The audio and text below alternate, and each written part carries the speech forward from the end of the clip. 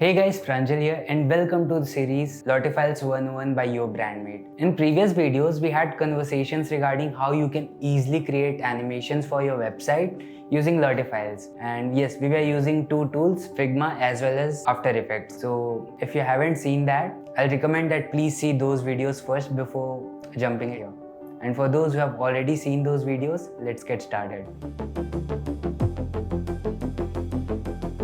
So LottieFiles already comes with integrations with Webflow, Framer, WordPress, Elementor, and even iframes, right? If you want to go custom. In this video, we're going to talk about WordPress and Elementor, and in next videos, we'll be talking about Framer and Webflow too. So first thing first, you'll have to download the animation that you have created. So let's log into our dashboard and download the JSON file. Yes, you'll need JSON, or you can use it by link too, but I would recommend downloading the JSON file. Now to use Elementor and LottieFiles together, you'll have to have Elementor Pro because they don't support LottieFiles in their free version. So I hope that you have upgraded your package. And second thing you'll need is you'll have to download the LottieFiles plugin from plugin section of the WordPress. Now enough of discussions regarding requirements. Now let's do the work.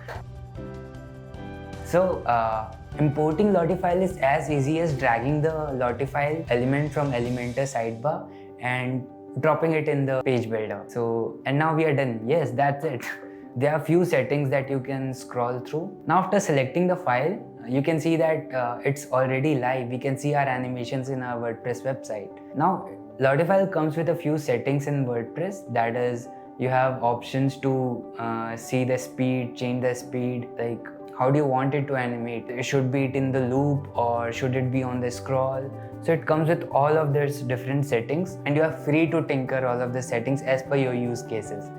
And there's a good practice that is enable lazy loading, so that will optimize a bit for your speed too. So feel free to use all of the settings, play around with it, and let us know what did you build with this LottieFile as well as Elementor integration. That's it for today. See you in another video. And if you are someone who needs the services from your brandmate, feel free to reach us out. Bye.